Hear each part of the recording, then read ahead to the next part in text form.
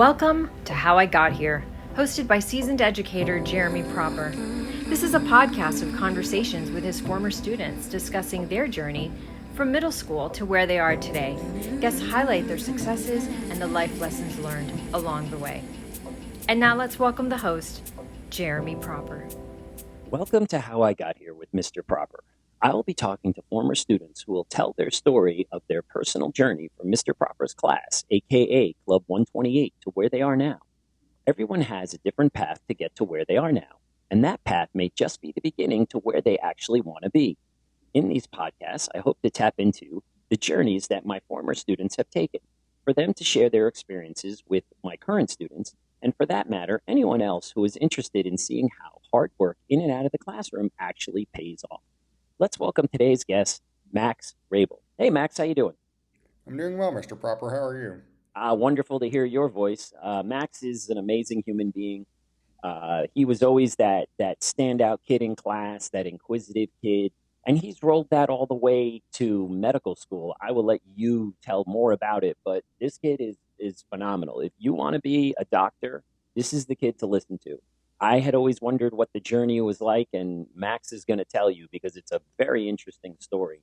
So, first and foremost, thank you so much for coming on and telling my students about your journey.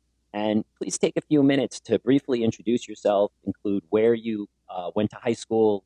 Obviously, you went to the Don, where you went to college, post college, what you're currently doing now. Yeah. Well, again, thank you so much for having me. A great opportunity to get to chat with you, but also to, pay something forward and leave something for those that are following in my footsteps. So really happy to be able to do that.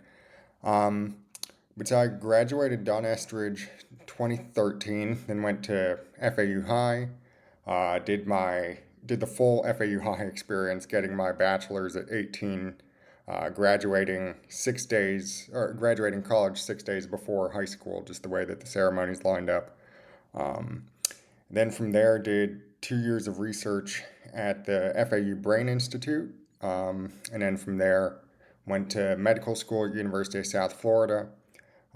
Applied for urology, didn't match my first cycle, which was devastating at the time, but um, really turned out to be, I think, a fortuitous challenge and opportunity to grow. And in that year where I was reapplying, I did a research year in the Department of Urology up here at Yale. And either they liked me enough, or I fooled them, or some combination of the two I that think it's a little of both. You're a great guy. maybe, yeah, maybe. I convinced them to keep me on, and now I'm, uh, 10 months into my first year of urology residency up here at Yale. So first of five. So, Max is pretty much the story that I've told my entire career.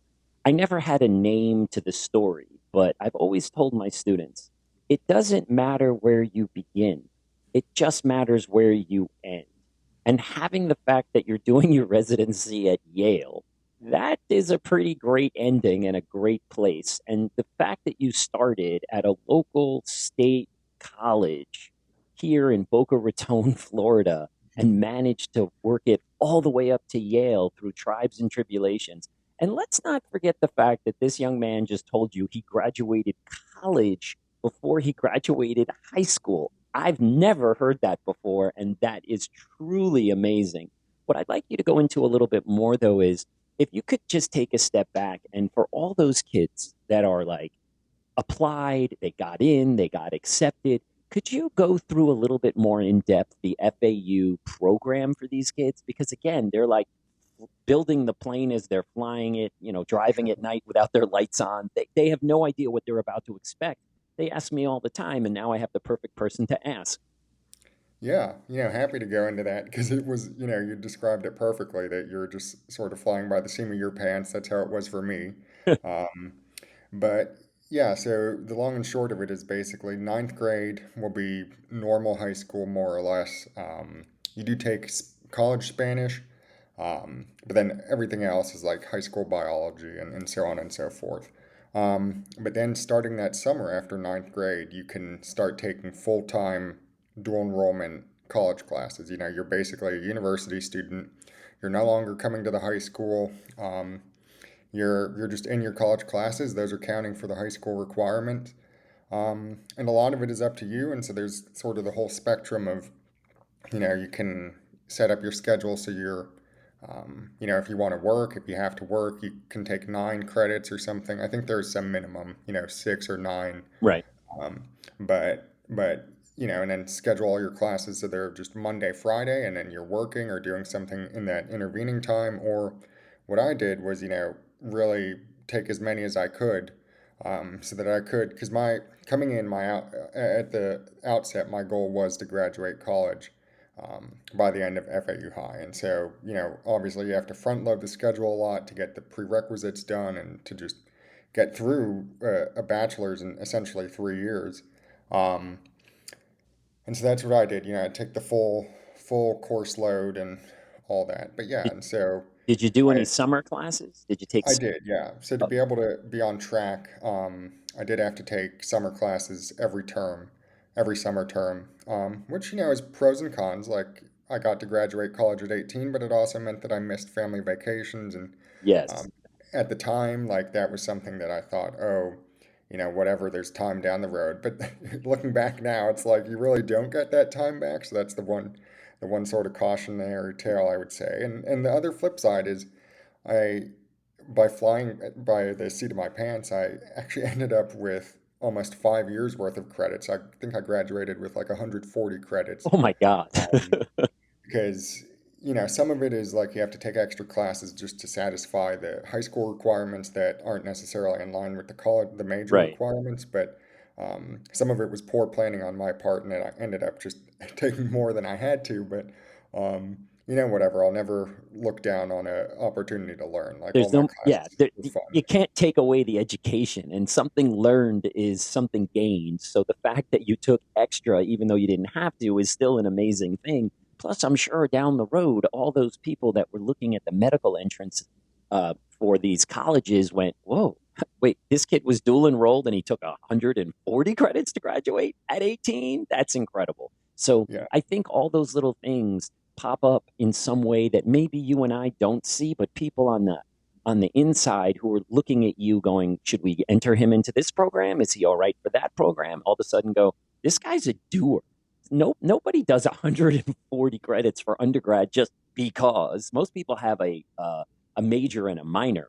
So it's incredible that you did that. And I appreciate you taking the time to explain it, because I have so many students who are like, oh, I want to go to FAU High. And I'm like, you sure? You have a hard time getting A's and B's here in middle school, and now you want to go take college credits in 2 years? I don't know if you're ready for that.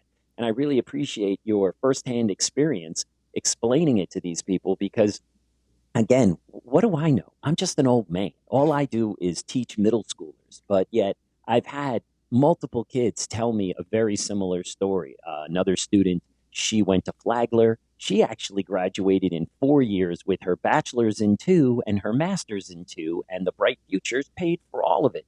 So I'm trying to explain to these kids, look, college today is all about the finances, and you have to make sure that you're covering yourself. If Florida's willing to give you the prepaid, if Florida's willing to let you go to FAU High for high school, but again, you have to be the max kind of kid who is ready, willing, and able to perform. And he said something really good. I don't know if you missed it, but he said something about willing. I mean, that's an amazing thing as a kid, willing to miss family vacations when he's in high school because he has his dream. And sometimes when we have our own dream, we have to put other things aside to achieve that. And that's a very amazing thing. Not everybody's willing to do that. People are like, wait, I got to miss family vacation time. I don't get spring break. I don't get summer. Like he said, he went to school in the summertime. So it's pretty incredible that you were able to do all these things. And it's such a young age, be so mature to do so. That's one of the things that sticks out about you to me when I go into my mind's eye and I'm like, Max Rabil, Max Rabil. He was a very, very mature young man for his age and the time that I got to spend with him. And it just keeps growing and getting larger and larger. Like your maturity is well beyond your years, but you put yourself in a situation where an immature kid wouldn't have made it. Yeah, I think that, you touched on several very important points there. The maturity is certainly something, and I appreciate you thinking I was mature, and I always did get that, but I think even uh, the reality is being starting college at 14, even the most mature of us are not going to be totally mature and totally ready. And I think the most important thing there is sort of um, being humble, which is was probably my biggest weakness then and perhaps still now, but I think better now. But regardless, being humble enough to say, okay, I wasn't mature enough in this situation, or I didn't take this seriously enough because I didn't realize the weight of it. But here's how I can change. And so, um, Growth is good, man. The growth it is. mindset. You got to be Yeah. able to grow. If you can't learn from your mistakes, what's the point of making them? If you're gonna get something out of it, okay, that didn't work out. How can I do this better next time? But that still is the maturity thing. And let's be honest, man, who's really that mature at 14? I mean, that in itself, like that's an oxymoron. Maturity, 14, like no. And the fact that you were willing to go to college, try something, put yourself out there to the unknown. Did you have a roadmap? Did you have a predecessor, a brother or sister, or somebody who had done this previously? So you had like, oh, okay, my sister did this, so I know what I have to do. Or were you just like, Magellan charting your own course around the world, going, hope it works out? I like the simile to Magellan. I think it was somewhat mostly that like there had been people before at FAU High that had graduated with their degrees at the same time as their high school diploma. But from my understanding, there weren't that many that had done a BS in neuroscience like I had or something Yes, that's on the that's just pre-med track. unbelievable. Yeah, and so, it was a little bit of uncharted territory and relied on the guidance of the guidance counselors and all that. But no, a lot of it was sort of just honestly flying in the face of some caution, even from the guidance counselors, saying, like, look, this is a very intensive schedule. For anyone, much less a teenager. Exactly, yeah, and I being stubborn, probably not realizing the weight of everything, and that this is college, this is the real deal. Like, yes, I knew I said that to myself, but I don't know how much it sunk in. But regardless, I think sometimes you have to be a little bit naive enough to try. Like that's what they say with all these CEOs and founders is Yes. like if you're thinking about it too much and you think through all the pitfalls and failures, you're just never going to start. But It's funny yeah, you say that. I saw something I hate to have to go way back, but I believe it was the Oprah Winfrey show a long time ago. And she interviewed these 5 people who were uber successful, but they didn't go to Wharton School of Business. They didn't have a business background. They just had a great idea. And they literally said, look, if we it's kind of like, I guess, what I did with teaching. I threw the book out the window and I did what I think works for the kids that are sitting in front of me. And that's what they did. They're like, this is my idea and this is what I'm going to do. And a CEO of a company would have been like, no way, that's terrible. It's not going to work. You're torturing yourself for no reason. But this person, they don't know any better and it worked out. So sometimes, like you said, knowing too much could be a curse and not knowing enough is what drives you to get there. right, yeah, and I mean definitely I was very driven by this being a goal that I wanted to achieve, and so I would see it through one way or the other. And so I think that's kind of what pushed me through, through brute force by accidentally taking 140 credits to get it done. Oops. I saw it through, yeah, but one way or the other, I was going to find a way to get it done. Um, but yeah, and so to now get to be here and to sort of share the story and to help to perhaps lay down that roadmap for someone Yeah. else. And that's what I'm hoping. Huge for me. That was basically the main idea of this podcast, regardless of what it was, whether it was neuroscience, whether it was aerospace engineering, whether it was law, whether it was who knows. Like I have so many different students who've done so many different things, and that's why I love this podcast because it's the same premise, but the story is completely different because it's so individual. It's like everyone's own little movie about their life told by them. Like, how many people get that opportunity? I guess, in essence, that's what a podcast is. You get to Yeah. tell your own story about whatever it is you're talking about. And in this instance, it's probably something you know better than anybody else, yourself. And that's what's so amazing. And the story is still fresh because you're still a pretty young guy. So now that you went over all of these difficult tasks that needed boxes checked off to move off to the next task, when did you actually go way back in time? When did you actually get inspired for learning? Was it a person? Was it a place? Was it a thing? Yeah, I think my earliest sort of memory of this innate curiosity and desire to learn probably stems back to my dad would print out or pull up on the computer this astronomy picture of the day. I think it was like some website run by NASA or something Oh similar yeah, to that. sounds like it. And yeah, so I'd have the picture and then have a little caption, and so we'd review it. And as just, interesting, I got to learn about space, which as a 4 or 5 year old, whatever I was, is obviously like hugely entertaining. Um, and so that, I was always looking forward to seeing the next day's picture and learning about it. And so I feel like that really rooted a lot of curiosity in me. And then I have an older sister who is a year and a half older than me, 2 grades ahead of me. And I would often just, my dad would come home from work and help her with homework before I was really having, before I had homework myself. And I'd just sit at the table to, talk to them and to listen to him go over the things. And so I feel like I learned a lot there by sort of seeing my sister and hearing what she was learning about, which I think gave me a real head start. But yeah, just really I owe a lot to my dad and to my parents as a whole. Like, we're very fortunate to almost every night have dinner together as a family. And during that dinner, we would talk about things, school, things going on in the world as we got a little bit older. And really just kind of instilled in us this curiosity and this desire to learn and to be involved in all that is around us.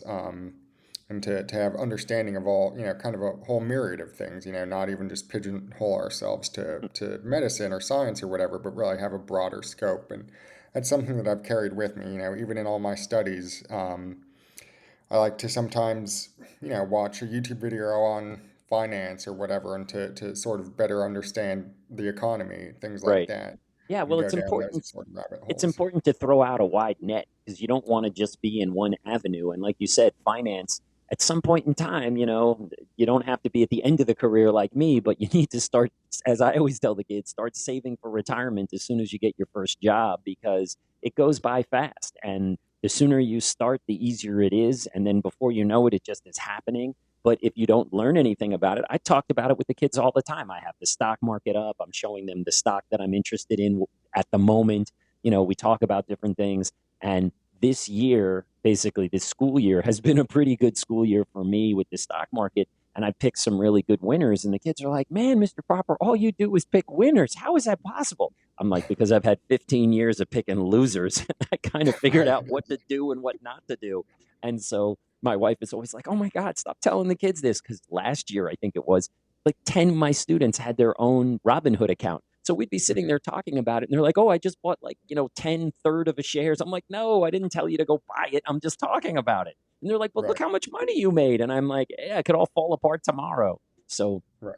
it is nice that you can talk about these things and the kids get it because it's a part of life. It's a part of growing up, and somebody needs to explain it to you. And they just look mesmerized when I show them these things. My favorite is to show them Warren Buffett's Class A stock. Hmm. It's like it's like what is it now? It's like 550, $700,000 a Yeah, I thought I share. saw it was like 750,000 Isn't and that up from like insane?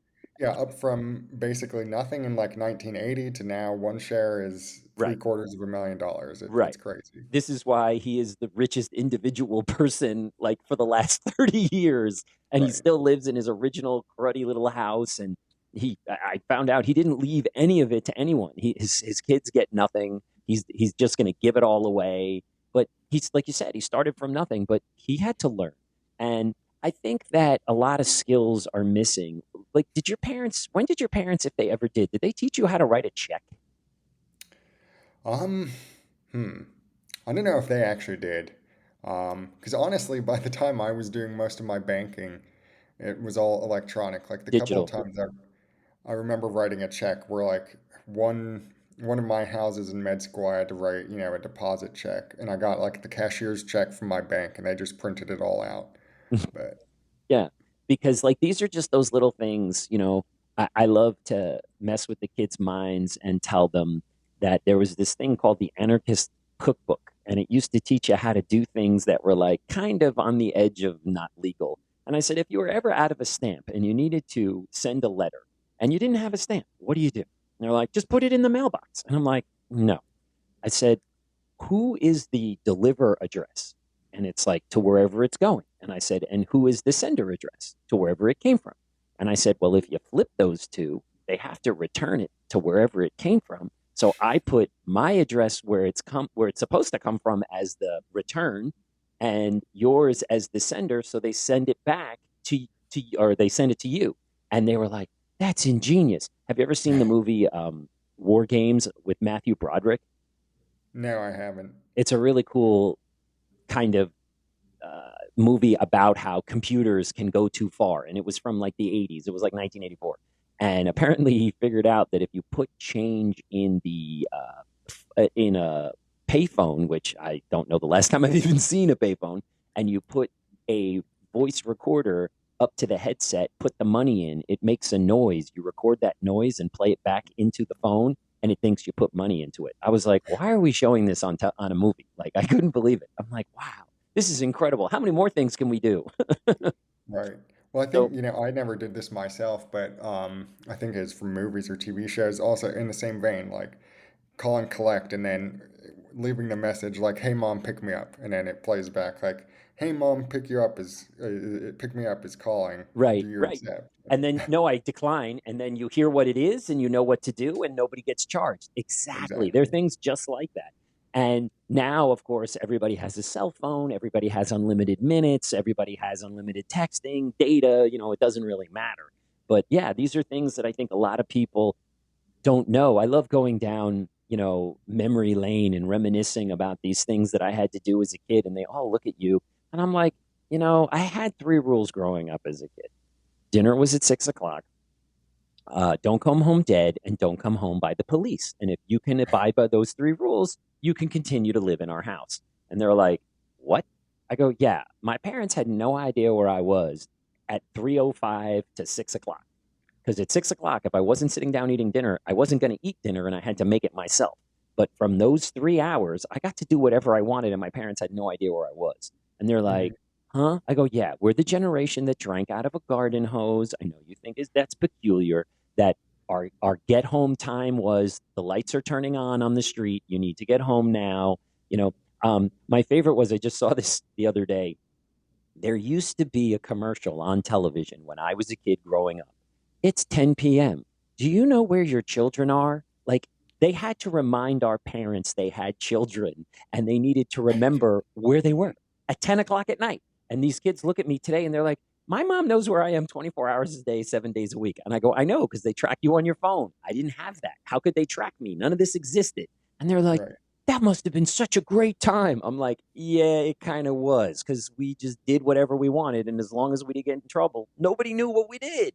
But then again, Right. these kids do stupid crap and then they post it on social. I'm like, what is wrong with you? Like, you're literally outing yourself. Like, what are you Right. doing? Yeah, and then it's stuck with you. That's the danger of the internet age. But not to go too far on a tangent there, but just talking about all this and pre-cell phone stuff reminded me that I didn't get a cell phone until I think seventh grade. Oh, your parents are Um, wonderful people. I love them even more. yeah, but then that was an oddity amongst my class. Like I was kind of looked at like The a luddite. only one. Yes. Yeah, Why do you not have? What is exactly. wrong with you, Max? Why do you not But have a cell phone? yeah, but I remember like this is what the memory that was stirred was there was one night we were doing the tennis club, which you were leading or Right. intramural Yeah, tennis. intramural tennis. Right. Um, Hmm. and I didn't have my cell phone, and I don't know if it ended early or whatever, but 7 o'clock or 6 o'clock, whenever it ends, rolled around, and my mom wasn't there, and you and I just had to sit on the curb until she came, and I didn't have a cell phone to get a hold of her, and I think she was busy picking up my siblings because Right. she was a saint and had to drive all around Palm Beach County, taking one person to soccer practice, pick up the other person, go make dinner, go pick up the one from Your soccer mom, your practice. mom was Uber and Uber Eats before that ever existed. Right, and never got a tip. Never, But ever, or a thank you. yeah, exactly. Right, just got a, oh my God, where were you? Why Where did have you you make me been, mother? wait? That's so funny. Oh my goodness. So now that we understand how education started for you with your sister and your dad at the dinner table. Was there that teacher that maybe the light bulb came on and maybe that was the person who all of a sudden you went, now, I've always liked science, but I really like this particular science or something else perhaps? Was there that teacher that did it for you?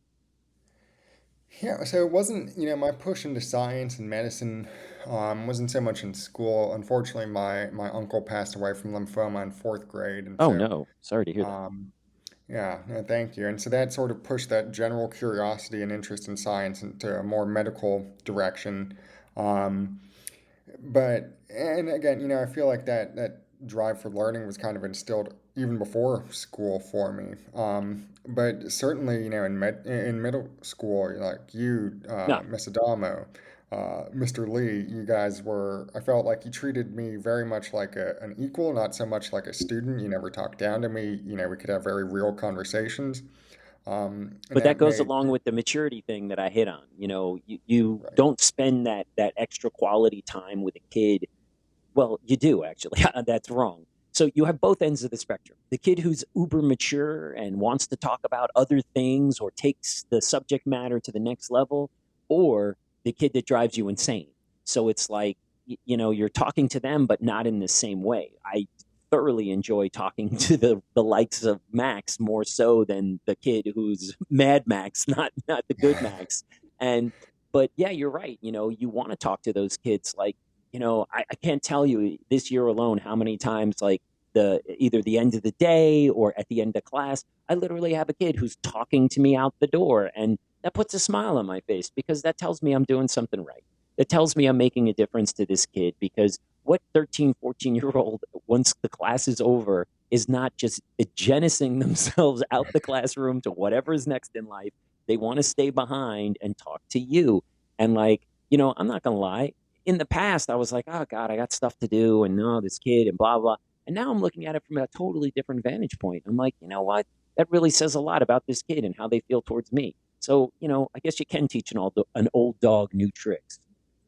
Yeah, no, that's good, and I think it's a real testament to how your students view you. I certainly can attest to that. But just that you are such a respected figure and someone that people can come to if it's something serious, or someone that can also get down and talk lightheartedly. And I think Thank that you. goes a Appreciate really that. long way. Yeah, Yeah, it does, and you have to be willing to accept it, and like, I never try to compare myself to other people, but I say to the kids, I'm like, do you have anyone like me? Like, I put up with your crap, and I don't write referrals, and I handle things my own way. And they're like, no, we really appreciate it. And they said what you said. They're like, you treat us like people. You don't just treat us like, little kids. And I said, well, right. I emulate what I want you to do. And when you're not doing what I want, well, then you're going to get treated as such. But if you're going to continue to go along this line, then that's fine. The only problem is you want to step out of line. I'm the biggest kid in class, and I have like a razor blade for a tongue, and I can cut you down in a millisecond. I've gotten better at not doing it, but I still have that superpower, which, you want to play? We could play the game, player, but you're going to get played. I can say that. And they're like, I'm like, yeah, I've been doing this twice as long as you've been alive, and I'm good at it. Not everybody is, but just like anything else, like, I'm sure there are many crappy doctors who did the exact same thing that you're in the middle of doing, who are not going to be nearly as good as you are. But that's what happens. That's why we have Yelp ratings and all these things to go, oh, Dr. Sunshine wasn't so sunshine. Whereas Dr. Rabel, oh my God, he was amazing. So, you know, it's all a matter, I guess, of perspective, and I guess that's it, and how you're willing to take it. But I tell the kids, I treat you as individuals. Don't lump me in with all the other teachers. Give me a chance. I gave you a chance, and I guess though they're so used to just the rote and routine, come in, sit down, do the work, the bell rings, come in, sit down, go do the work.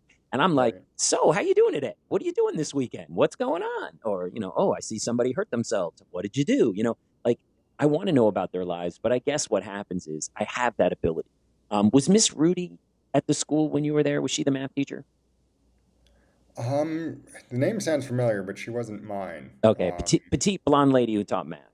And she used to tell me all the time, I'm so grateful for you being the teacher of the kids that we share. And I'm like, Denise, what are you talking about? And she's like, you're not a tested subject area, so it gives you the latitude to talk about other things and give them an understanding. And I've even had other teachers come to me and go, oh my God, you were talking about this in class and the kids were telling me all about it. And I'm like, they were listening? She's like, you'd be surprised. They tell me all kinds of things you tell them.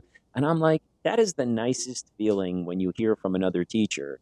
Oh, we learned that in Mr. Proper's class yesterday. And it's like, they are like sometimes you don't think they're listening because there's crickets in the room and no one's talking and you're like, Right. is it just me? And they're like, well, it's your job. I go, no, you need to reiterate it back to me and let me know you understand what I'm telling you. And then other teachers, and that is a great feeling. It's nice when you make a difference. The thing is, when I first started, I was under the impression I had to change everybody, and then like the Hindenburg, I burst into flames and crashed into the ground in New Jersey. And I realized, you know what? I think I'm setting my sights too high. I think I have to just help one kid. And if that happens, you did it. And if it's two kids, then jackpot. And if it's more than that, you had an amazing year. Because if you set your standards too high, you're Icarus, man. You're always gonna hit the sun too high, and the wax is gonna melt, and you're gonna hit the ground. And you can't have high expectations because if you don't, you're never let down. Yeah, yeah, absolutely. I think that that's true in all things, and yeah, and I agree. Like you do have to. I think I had the great fortune of, I don't know if you remember, my mom would drop me off for the early morning care because my sister went to Pope John Paul across the street and they Right, right. started at And started early. 7:30 or whatever. Exactly. She had to Um, do something with you. yeah, and so I'd be in the morning care, and then I realized that I think through some volunteering, I don't know, somehow I got paired with you to like grade uh, quizzes, and then after that moved along, then I was just like, well, I can come and hang out and um, talk to you, and so that was a nice protected time too, where we could just talk about whatever, and I remember Right. we'd talk about baseball and just anything going on, and I think to have someone like that. Is hugely important in those formative years. Not to get too in the weeds with it, but there's all this research now of the social impacts of kids, especially boys, growing up without a fatherly figure Yes. for whatever reason. Huge. And Well, because they yeah, have no male influence. They have no one that they can exactly. look to go, well, this is what a guy's going to be. It's funny you say that because it reminds me of something I saw, was reading about this very thing, about this guy who grew up without a dad. And he realized, wait a minute, I'm not the only one who's grown up without a dad. So he has this channel where he just explains dad things to kids because there are kids out there that don't have dads. And now with all this technology, and he's got like 1 million followers because all these kids are like, I need to know how to tie a tie. Boom, the Hmm. guy's tying a tie. I need to know how to write a check. Boom, he's showing you how to write a check. Like, it's just unbelievable that these things, if you're using the internet for good and not evil, it has such an amazing purpose, and that is so amazing that you brought that up. Yeah, yeah, and I mean, even I love my dad, and he's so supportive and is great. But as a 13-year-old kid, sometimes you just put up this wall where you're not listening Yeah. to your dad, Nope. and so to have someone else Say is it. great. Well, thank Yeah. you. I So really appreciate that, and I guess I didn't realize that I was that person for you, and I'm glad that I was, and I'm glad that I could have been a helpful part of your life to give you some downtime in your heavy duty studies, and you were pushed to be early to school when most kids like won't even get out of bed, and here you are, shiny and bushy tail, willing to help your teacher and talk about whatever. And like you said, then you had you know Mr. Proper Time to yourself. You didn't have to fight for anybody else. It was like, oh, well, what are we going to talk about today? Oh, did you watch the baseball game last night? Oh my God, what a crazy game, and have right. somebody. And that's it. You just want to make connections with people. That's what I feel like life is all about. And I try to explain that. I go, if you can learn how to talk to people and make connections, life is so much easier. And they're like, well, you do this all day, every day. And I go, yeah, I know. It's hard to believe, but as a little kid, I was a shy little kid. And one day at the dinner table, I just broke out with some jokes and it was all over from there. And they couldn't put me back in the can, as it were. Yeah. And, you just have to be willing to take a chance. And I've told this to students for decades. It's better to know the answer is no and ask the question than never ask the question and find out many years later it could have been yes. It's happened to me so many times. And, you're Hmm. kicking yourself because you didn't ask. I'm like, whether it's asking that girl to the dance, whether it's, maybe I could be in Mr. or Mrs. So and so's class or whatever the case may be, or maybe you have a family friend who has a business that you'd be interested in learning about something, just ask the question. I've learned too many times by not asking. And then, why didn't you ask? Of course we would have. And then you're kicking yourself because the time has passed. So you got to be willing. Yeah, absolutely. And to just, sort of give an anecdote to that end, I was also very shy as a kid and, found it sometimes difficult to approach a stranger in whatever setting, like volunteering and stuff. And so then in between, let's see, this was between college and med school. I was doing some volunteering at a hospice in Boca.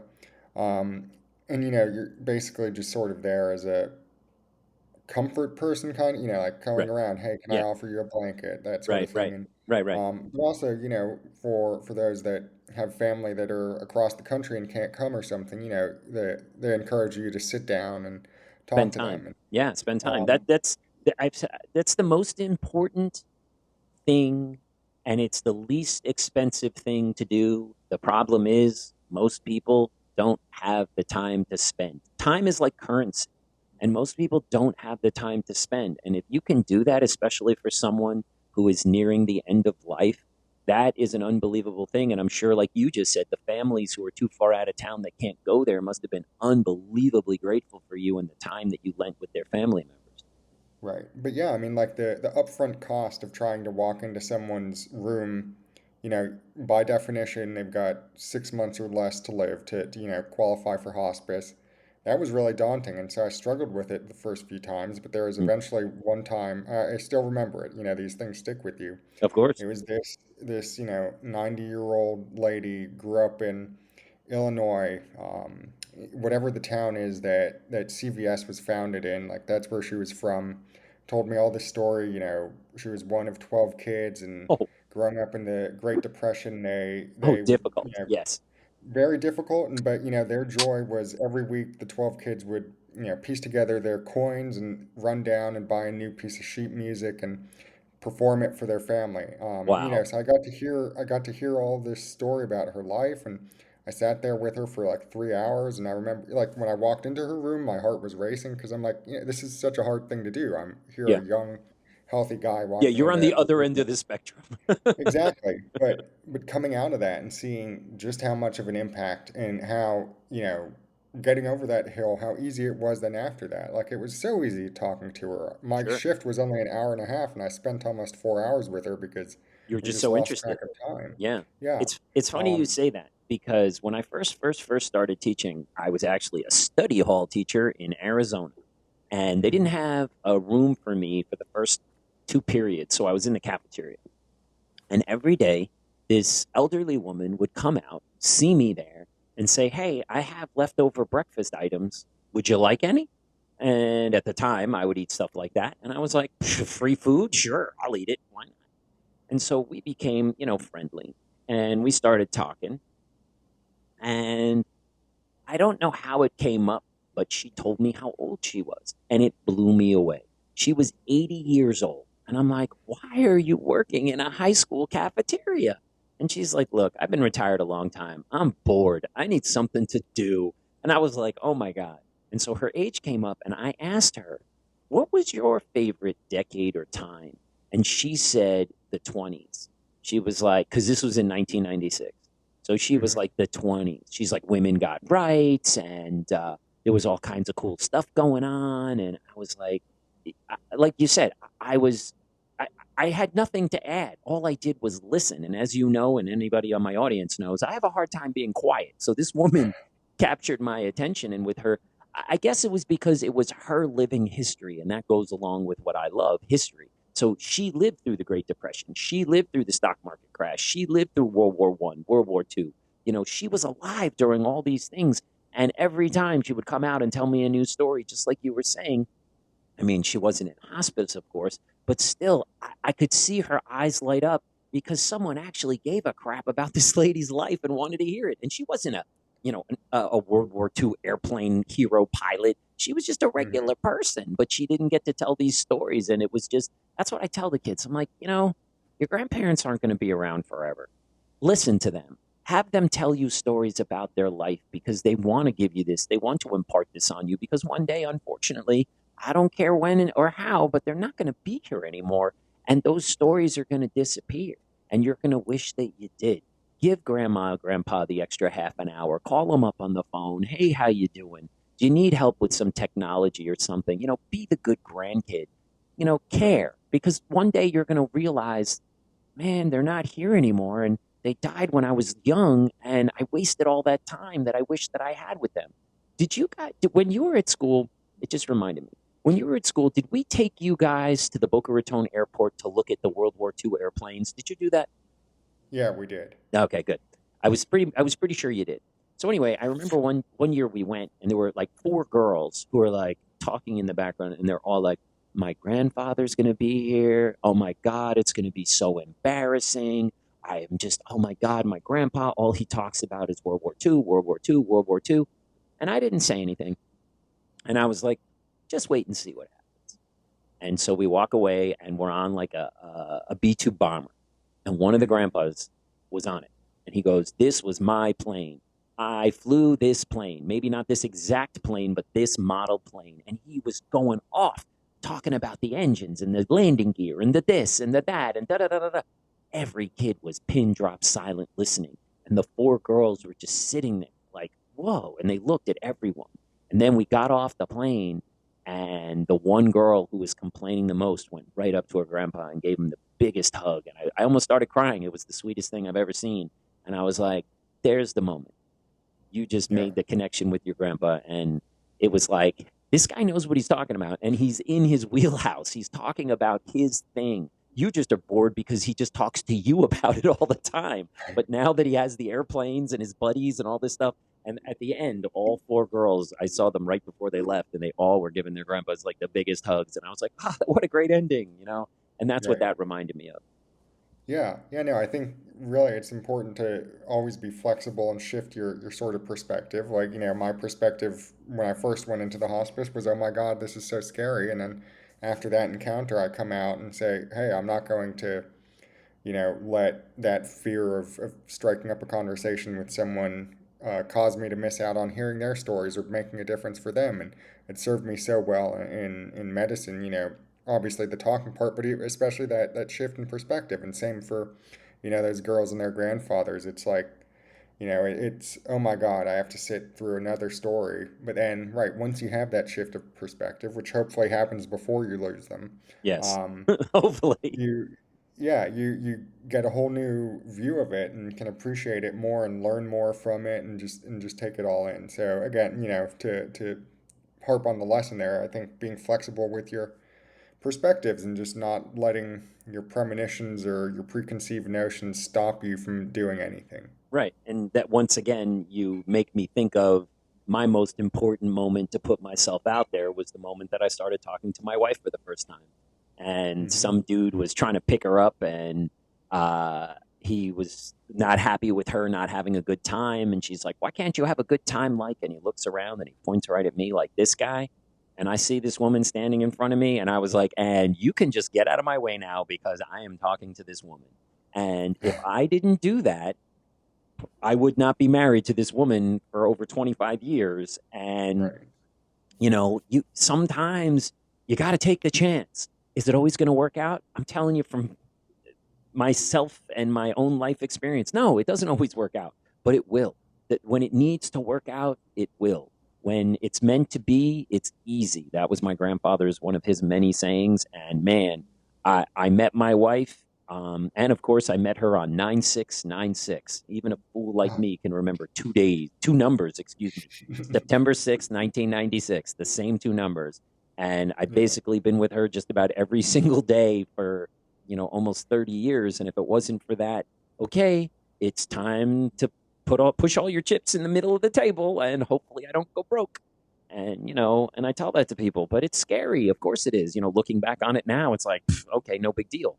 But back then, it was like I had just moved to a new state. I'd only been living there for 3 weeks. I didn't know anybody. And then all of a sudden, Mhm. this brilliant, beautiful, wonderful, amazing person was standing in front of me. And she just said it to me the other day. She's like, I really wasn't looking for a boyfriend when I met you. And I said, you know what? I wasn't looking for a girlfriend either. And we both were like, we were just looking for a friend. And look Right. what it turned into. So having low expectations paid off because neither of us were like, oh, I'm looking for a boyfriend. I'm looking for a girlfriend. I need to be in a relationship. We were just kind of like, yeah, okay, this person's cool. We got a lot in common. Let's see where this goes. So you never know. So speaking of all this, if you could turn back time and tell your eighth grade self some advice, what would you tell Max and would he listen? Well, yeah, you would listen to yourself. I wouldn't, but you would. I don't know that I would, because I mean, again, like, kind of in that vein, what you were just saying was I had all these expectations, and my goal was I was going to graduate FAU High at 18 with my bachelor's, and then go straight into med school. Little did I know that like there was no Nope. chance that was Oops. going to happen Yeah. starting med Wait, school wait, at wait. No, no, 18. no. Part A, check. Part B, X. Right. And, when that didn't happen, I felt devastated. But then, I had other opportunities. And then when those opportunities led to other derailments, so to speak, Yeah, at the time it felt like a derailment, but really it's just a detour or a different path. Um, it also felt devastating. And then now looking back, it's like, no, that was not devastating at all. It was crucial in my development. It was, gave me all this opportunity to learn and grow and do new things. Um, so yeah, I don't know that Max would listen, but yeah, well, I I'm think, glad to hear that because me knowing you, I'm like, he probably would have listened to himself. I love the fact that you said no because I know I wouldn't have listened to myself, but that's awesome. I'm so glad we're in the same boat on something. yeah, but yeah, I think those lessons of sort of lower the expectations or even, have high expectations, but be flexible. I think that's probably most embodying of what I try to do is, set this goal, but set it kind of far out and so you know your end point, but don't plot out the journey, which is maybe a little counter to what people sometimes will say is it focus on the journey, but um, I think they kind of go hand in hand. You can focus on the journey as it happens and Right. let it kind of happen naturally and not force things, because I think by trying to force things by sticking so stringently to your expected path, then you can miss out on a lot. For sure. And I think that was a huge lesson that I have learned in that, whatever, however long it's been, I guess 12 years now. God. Wow. Have you ever heard of a musician named Nathaniel Rateliff or Ratliff? I don't know how to pronounce it. No, I haven't. He has this song, Face Down in the Moment, Waiting to Let Go. And it reminded me of everything you just said, that when it's happening to you at the time, it's the worst thing ever. Hindsight's 2020. When we go back and look at it, you're like, huh, that wasn't so bad. Why did I lose my bleep? Why did I lose my mind right there? It's like, I don't understand because we weren't ready. We weren't mature enough. We weren't, whatever it is, we just were not prepared. And that's what I think this song lyric kind of means. Like we're face down in it. It's happening right now, but I want to let it go. I want to move on. I don't want it to ruin my day, my life, my week, my minute, my relationship, my Saturday evening, whatever it may be. And that's Right. just so incredible because like I said, you always were that mature kid who could see the forest beyond the trees and all that analogy. And that's what's so amazing. But again, to you, when you're being told this as a kid, you're like, really? I'm more mature than everybody else? Well, if you've heard it more than once by different adults, then yes, the shoe fits, wear it. And you just see things in such a wide open scope. And now that you can look back and go, wow, why did I make such a big deal out of that? Because we all do. It's called maturity. It's growing up. It's understanding. You learn more from your mistakes than you do from your successes. That's just life. And once Hmm. people can figure that out, I think life becomes a little bit easier. So basically, then how, with this massive amount of work schedule, and you even alluded to not being able to go on family vacations, Hmm. what was downtime for Max? Like when he's in the weeds, taking all these biology and chemistry and all these science classes. Like, when was it okay? What's Max's? Like, I go on these massive bike rides. Like today, I actually went on a 25-mile bike ride before we did this. That's my exercise. I love to go out in nature and do Mhm. that. Calms me down, helps me think. What's Max's downtime? What does that look like? Yeah, yeah. I mean, it was sometimes a struggle in this journey, but I think now I've gotten better at it. I mean, I think first and foremost is finding something that you enjoy such that all the work that you're putting in is at least a little bit less draining than it otherwise would be. If you're dreading going into work or school every day, then that's going to be 10 times more exhausting. Um, but so, that's kind of setting yourself up to not be totally depleted. And then in the free time that you do have, even like now as a resident, I don't have a lot of free time, but No. what free time I do have, I, am very deliberate with, and, I just make the most of it. So I think kind of doing that, prioritizing it, realizing that there's a time to slam on the gas pedal and there's a time to slow it down. And, when you are slowing it down, to take care of yourself. But again, also, um, I think the reality is I'm probably not the best person to really get advice on how to take it slow. It's something that I continue to work on, and even in my free time, I'll put on a podcast or a YouTube video or something so that I'm still learning because I can't quite disconnect. And maybe that's a sign of struggling mental health or something, but at least No, I I can just sort of think portray it as a, it's what you enjoy. You prefer yeah, to exercise the mind. I prefer to exercise the body. yeah, It's the same thing. It's just you're doing it. This is what calms you down. This is what makes you relaxed, and this is what you enjoy, and you know it. For me, it's I have to really put it out there. Like I said, going on a bike ride and having to, be on the road and be attentive and aware to these knucklehead South Florida drivers and make sure that I'm looking, my head's on a swivel because they're not looking for me. So I have to look for them. And that keeps me focused. And if this is what keeps you focused, then all more power to you because you've obviously gotten this far on whatever has worked for Max. So that's the other thing I try to tell people. There's no right or wrong. There's just what's right for you. And what right. works for Max may work for you. It may not. What works for Mr. Proper may not work for you. Like I tell my kids, they're like, you go on a 25-mile bike ride? I'm like, actually, I go on two. What? I go Saturday, Sunday. Those are my two bike rides. You ride 50 miles on Saturday and Sunday? I'm like, yes. And they can't believe it. And I'm like, I want to be in good shape. Now, don't get me wrong. A lot of it is because I'm always preparing to go mountain biking out west. And those mountains are treacherous. The oxygen is depleted. And I feel like for those of you who have asthma, I totally understand what that feels like because I'm constantly like, feel like I can't get enough oxygen in my body. But there is an end result. But also, I am not going to lie. I like what it does to my physical appearance. I'm going to be the speed limit this year, and I certainly don't look it. Not going to lie, being tall, skinny, and redhead was not really terribly popular when I was in school. I'm sure it still isn't. But, you know, at my age now, like people have no idea how old I am. I still have majority of my hair. I have very little gray in my hair. Most of the gray is in my beard.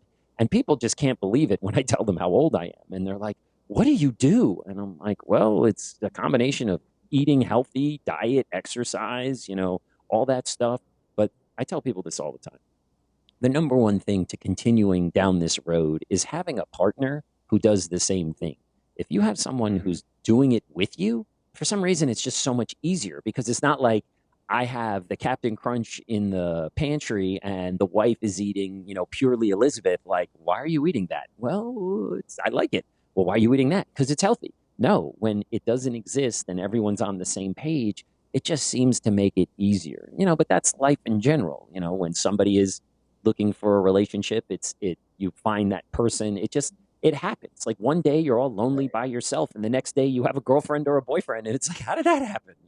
I was miserable for 6 months by myself and now I just found someone. So you never know. Like Max was saying, you got to give things a try. You got to take a chance. You got to put yourself out there. Mhm. But it's okay to fail.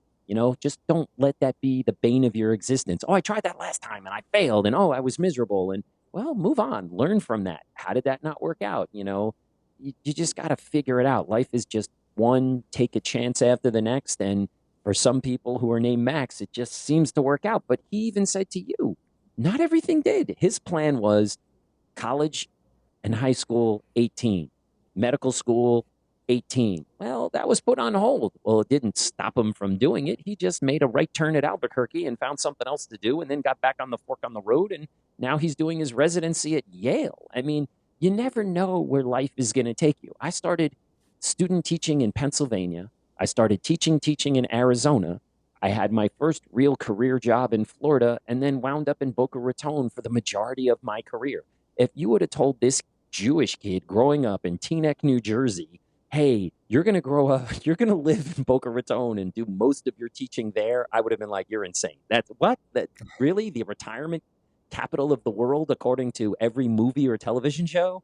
And that's what happened. So you got to take opportunities as they come, and you can't just put anything aside. So Yeah, what? Okay. definitely. And I just one thing to add there is just, me obviously saying that I don't take a lot of time off.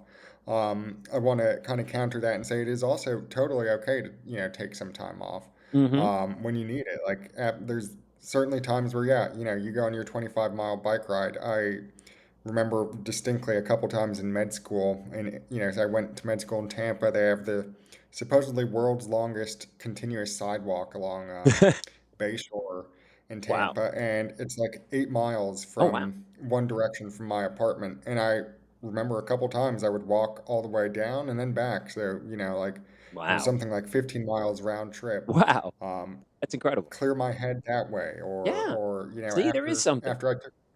Yeah, exactly. And it's important to take care of yourself. Like you were Yeah. saying, I, for example, am also, about your height and often forget that I can like raise the table in the operating room. And so then I find myself like bent over trying to close someone's skin after surgery. And, I'm going to Hunched pay that over like the price. hunchback of Notre Dame when you're like, wait a minute, this goes up. Exactly, and my spine is going to pay that price Oh, yeah. if I don't correct that. So it's very important to take care of yourself.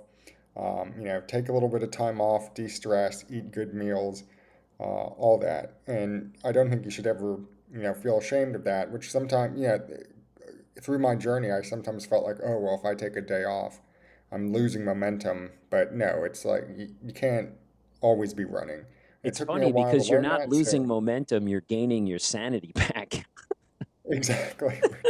But I guess I was so insane at that time Yeah, that I you were couldn't even driven. see that. Just a driven person, and Yeah, that's the problem. When you're a driven person, you don't you have blinders on, and all you see is the goal. You exactly. don't see anything else, and it's hard to stop and smell the roses. So, going along with that, what would you say if you had to pick maybe one or two? What were your most difficult educational experiences, and how did you wind up overcoming them? Was it a class, a professor? Was it something? What happened with Max that was like a challenge where he's like, oh man, I don't know how I'm going to do this?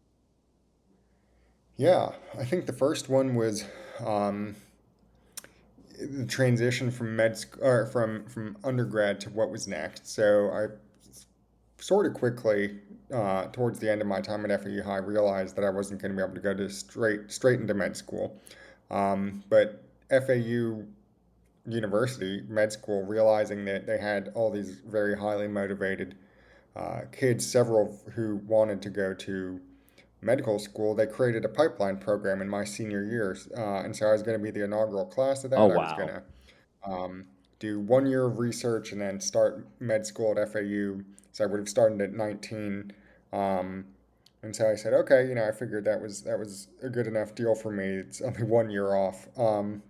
But then shortly thereafter, they said, "Oh, we'll actually want you to do 2 years of research." And Mm, again, being stubborn and having the blinders on, I was like, "My God, an extra year, that's insurmountable." right. Um, Time wasted, and right, exactly. Even though, again, like I'd be starting med school at 20, which, which is still unbelievable. solicits, 4 years ahead of right, schedule.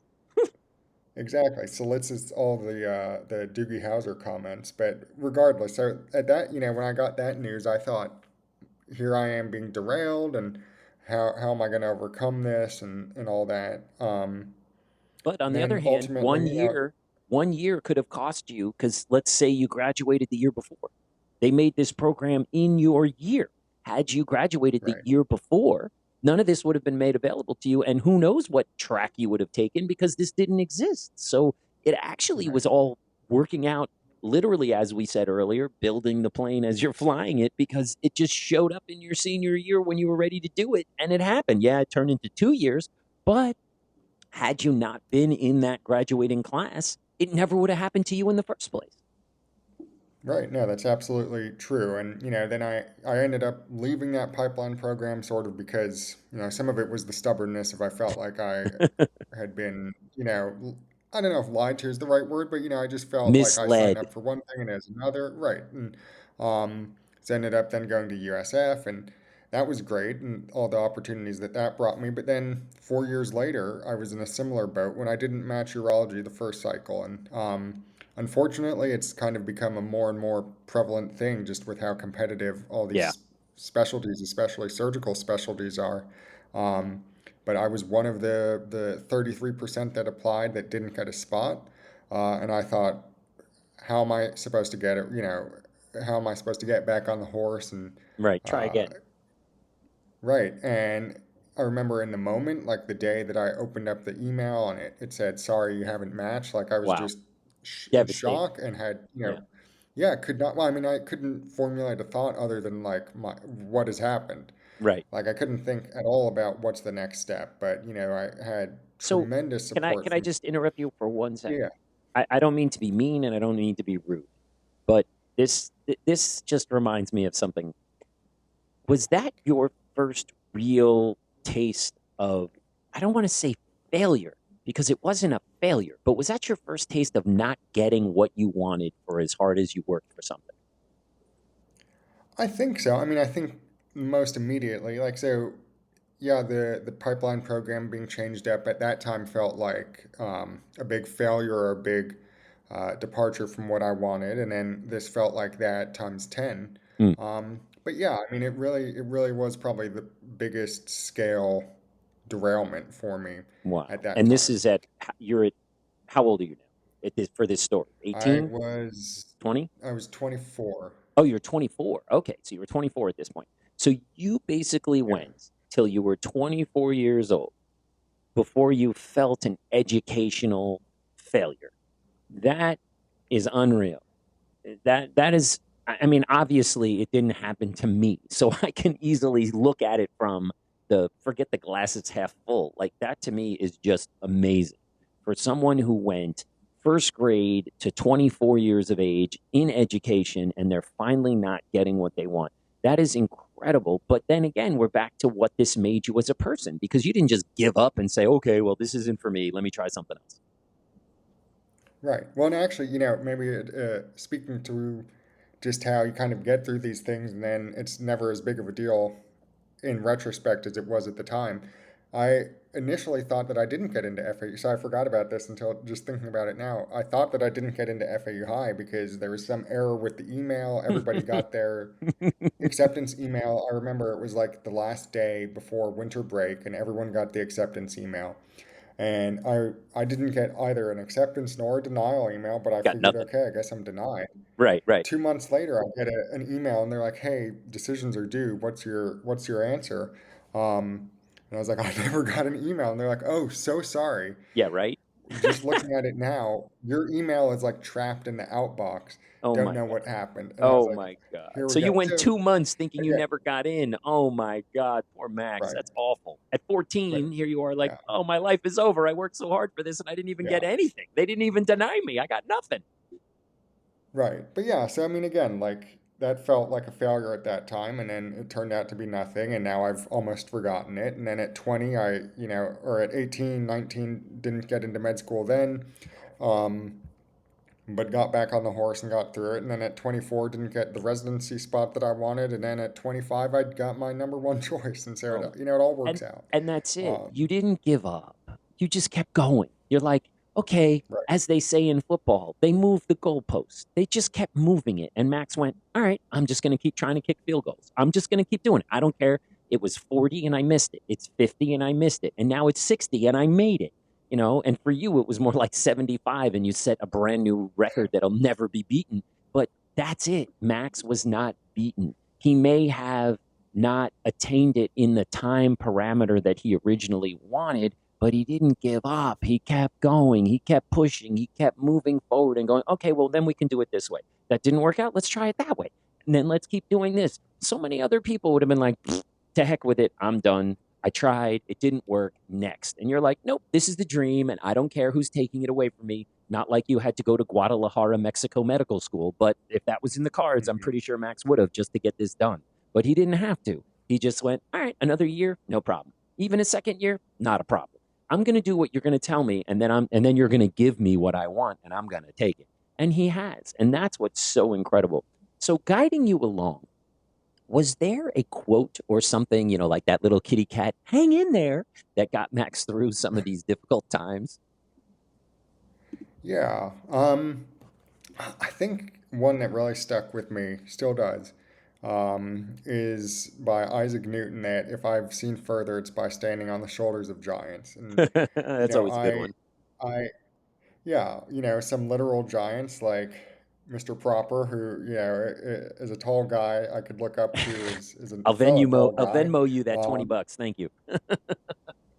Thank you. But also, just like all the gratitude of all of those who got me here, and then also just the framing it that everything I'm doing might prop somebody else up, and so that gave motivation, when it felt like, well, why am I doing this for me? Like, whatever, I can do something else. No, I stuck with it because, well, if I can do it, maybe it shows someone else that they can do it, and that, or they can learn from my mistake, or whatever it may be. Um, And that's why I tell so all the that's one that stories. like, That's why I tell all the stories I do at school, because I'm like, look, these are my failures. yeah. Was there something that maybe you learned down the road that Don Estrich taught you that you didn't think about until it came up later in life, and you're like, oh my God, I learned that at Don Estrich and I didn't even think about that?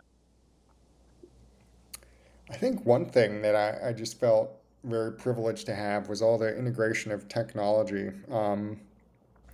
Everything was sort of, in high school and then even college, a little bit old hat, like, oh, we're going to use this program or use these clickers or whatever. And it frazzled some people, but, I was like, oh, I don't know, I did this in middle school. So that was, I guess, nice and disarming for some things.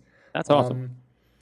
Um, Yeah, but I think also just, hearing some people's stories of, oh, middle school was the worst time of my life, which it can be, with puberty and all that, it's Very just a lot awkward. of things changing in those 3 years. Yeah, I feel really lucky that I didn't come out feeling that way, and that I felt like I, developed a lot of skills. I learned a lot. I had mentors, and learned all these things. And, even now, just looking back at some of the things that stick out.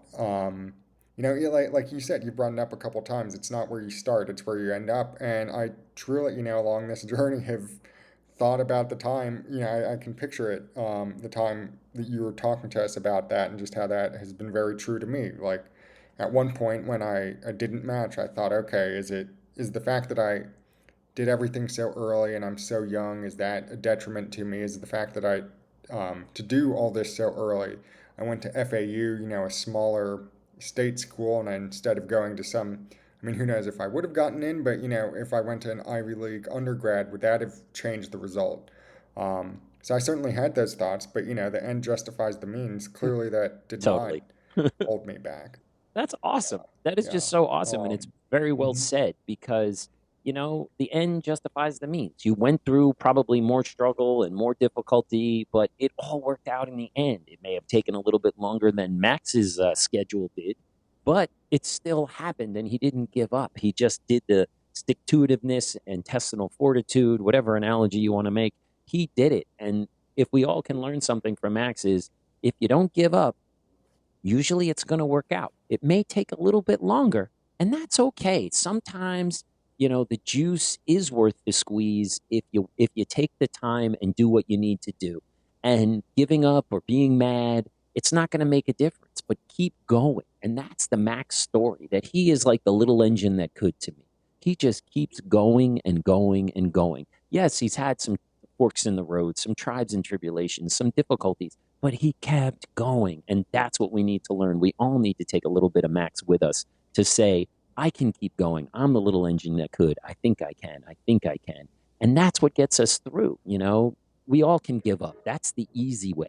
The easy way is to give up. The hard way is, oh, I have to make a right turn at Albuquerque. All right, I'm going to make that turn and I'm going to go down there and see what it's all about. And then I'm going to get back on the main highway and I'm going to go down and I'm going to be at Yale and I'm going to be done. And people are going to be like, Max, come work for me. So it all seemed to work out. But again, as we're going through it, it doesn't seem that way. But take it from this cat who really did it and has done it the hard way, that looking back, it's never as bad as it seems at the time. And if we can all learn that, I think life would be a lot easier. So as I end all these podcasts, I always ask, do you remember who Don Estridge was as a person? I do. I remember, in the front office seeing his personal computer there, and um, I know, he worked for IBM, and I think he was crucial in developing that first personal computer. Dun, dun, dun. And the applause. It's only taken me about 30 interviews to finally get that right. I have to like paint it red or something. Great job. Yes, he invented the personal computer. Supposedly, it was invented in our building on Spanish River Boulevard. And we actually have his personal computer in the front office, like Max said. The family was kind enough to donate it to us when they found out that they were going to name the school after him. And that's incredible that you still remember that. So, Max, on behalf of the How I Got Here podcast, I wanted to thank you so much for coming on and telling your amazing story, because I know it's going to touch a lot of kids and they're going to feel like if this kid could do it and he had all these wacky turns and tribes and tribulations, I keep saying the same sentence, that anyone can. So, again, thank you so much and I really appreciate it. Of course. Thank you so much for having me and letting me share my story and hopefully inspire some others. And if I can just close with another quote in that Yes. sort of spirit. And it's from, I believe we read this in Miss Adalma's class in seventh grade. I think I know I seem to recall reading in the news that it may be banned now, but To Kill a Mockingbird, Nope, they still read it. um, Atticus Finch. Okay, great. Perfect. It's one of my favorite books, so I think it's crucial that they do read it. But, Atticus says, real courage is knowing that you're licked before you begin, but you begin anyway and see it through no matter what. And I put that as my high school quote, my graduation quote. That's And amazing. it's something that I try to live by. And yeah, I think, just never really giving up and knowing that no matter where you're starting, you can get to where you want to be. That's an amazing way to end. Thank you so much. I really appreciate it. Of course. Thank you. Thank you for listening to How I Got Here podcast with Mr. Proper. Music provided by Miss Mata. Thank you to Patty Fernandez for the introduction. Thank you to Seth Proper for logistics and behind the scenes production. Join us next time for another episode of How I Got Here and more stories of former students and their journey.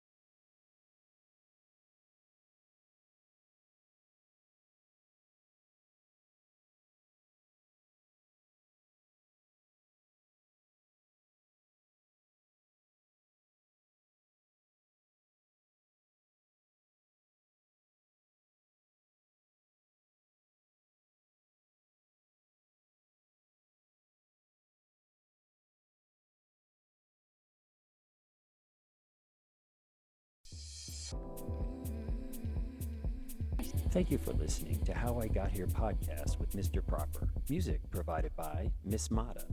Thank you to Patty Fernandez for the introduction. Thank you to Seth Proper for logistics and behind-the-scenes production. Join us next time for another episode of How I Got Here and more stories of former students and their journey.